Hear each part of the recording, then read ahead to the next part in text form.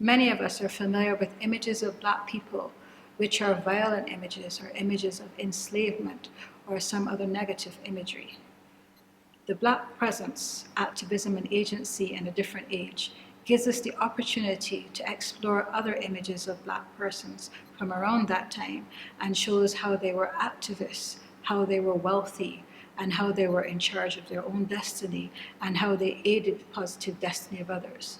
Join us as we explore this exhibition with Father Charles Currid Reynolds, and we talk about some of these images and how they affect how we view ourselves and our history. So Father Charles, this particular one I think will be interesting to anybody who's interested in either music or fencing.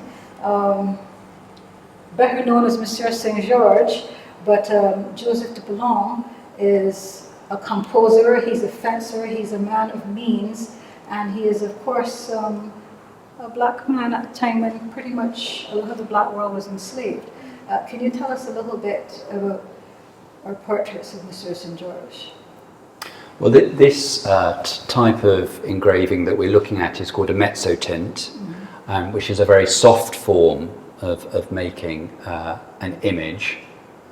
And here we see him referencing both being a fencer, in that we can see him holding his sword, and behind him you can see a score of music and the frets here of a violin. He was a virtuoso of playing the violin, partly because he was such a fine sportsman, but as a composer you really have to listen to his music. If you've never listened to his violin concertos, they're absolutely fantastic, and one of the reasons that they're not played as much as one would like them, because they are virtuosic.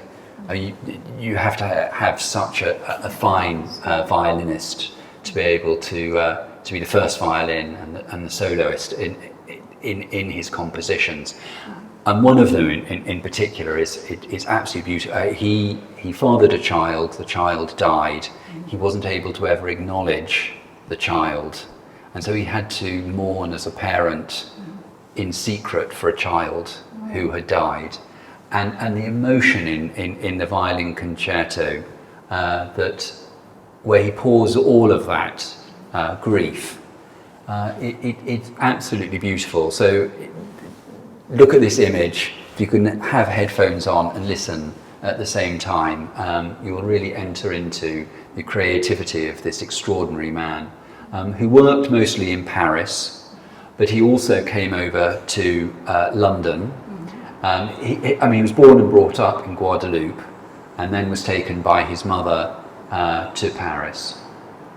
And he was journeying over to London in order to form a coalition against enslavement, and particularly the commercial aspects of enslavement.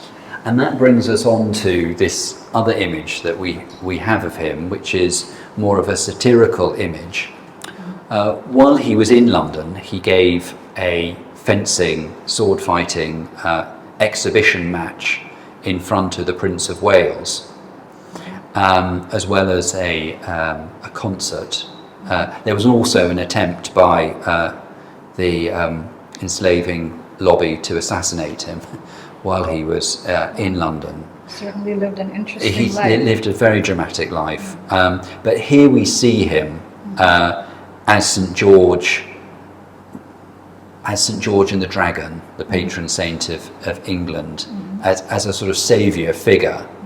And he is landing a punch on Colonel Hanger, who was a member of the royal court, who was advocating the continuation of enslaving. He was a composer of some renown as well. I understand that he influenced the works of both Beethoven and Mozart. Yes? So Mozart referenced Saint George in his own compositions. He had been to Paris to hear Saint George play. And for a long time, and even now, you will hear Saint George being referred to as the Black Mozart.